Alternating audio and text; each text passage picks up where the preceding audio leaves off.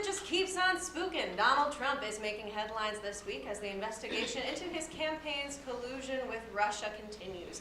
This morning, former Trump campaign chairman Paul Manafort was charged in a 12-count indictment with charges including making false statements and money laundering. These are the first criminal allegations to come from Special Counsel Mueller's investigation, but if Trump's calm, cool, and collected response to the allegations is any indications, there are many more to come. He does seem a bit defensive, and we all know what it means when a president explicitly says they didn't do something.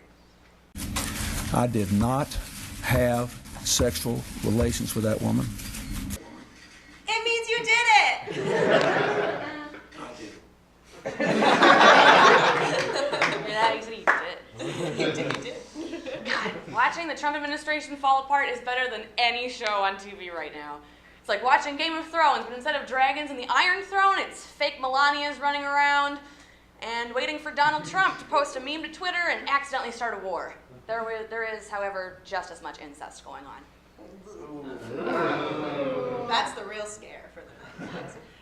It doesn't even stop there, you guys. In addition, Trump's former foreign policy advisor, George Papadopoulos, which is a name and a half, pleaded guilty earlier this month to lying to the FBI investigators about his contact with a foreigner who claimed to have significant connections to the Russian government, an agreement that was unsealed earlier today. Contact with a foreigner with significant connections to the Russian government. What does that sound like, Emma? It sounds a heck of a lot like collusion, Simone. Yeah, I think so too. Oh, but wait. Oh, I'm convinced. In other news, a profile on former Speaker of the House John Boehner was published to Politico over the weekend, where he cursed out Republican lawmakers, calling them, quote, assholes and, quote, political terrorists.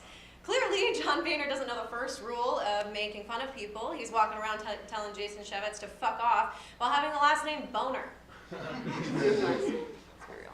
I miss when he used to just keep his mouth shut and fade into the brown leather chairs of the Senate floor. Oh, that's the chair. It's just so insufferable to have to look at him without wonderful Joe Biden there to distract me. R.I.P. Just kidding, he's not dead. More news from Washington. The Republican Party is in hot water today as the National Association of Home Builders, a powerful corporate interest group, has come out against their new tax bill. That's right, folks, the Republican Party is already losing traction on a bill they haven't even released to the public yet. Kind of like Marvel movies or Madonna's next single. Paul Ryan and the Trump administration, Lourdes must be here. Paul Ryan and the Trump administration are desperate for a win right now.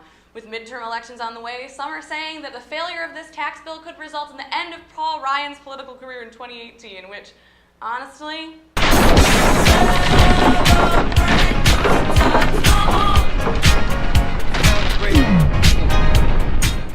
In other news, former Rent star and actor Anthony Rapp came forward this week accusing actor Kevin Spacey of sexually assaulting him when he was 14 back in 1986.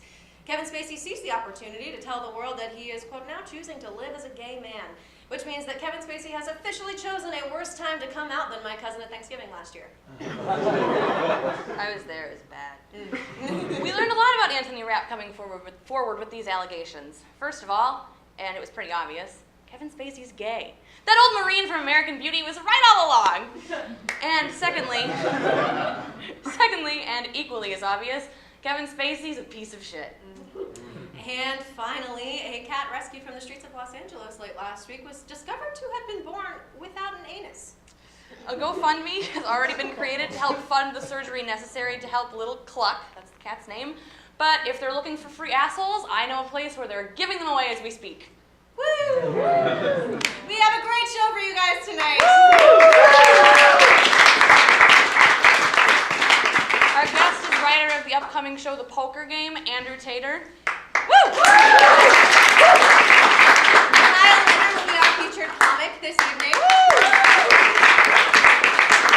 Ivan Polanco will play us out. Thanks for coming out, you guys. I'm Spooky. I'm Ookie. See you in a second.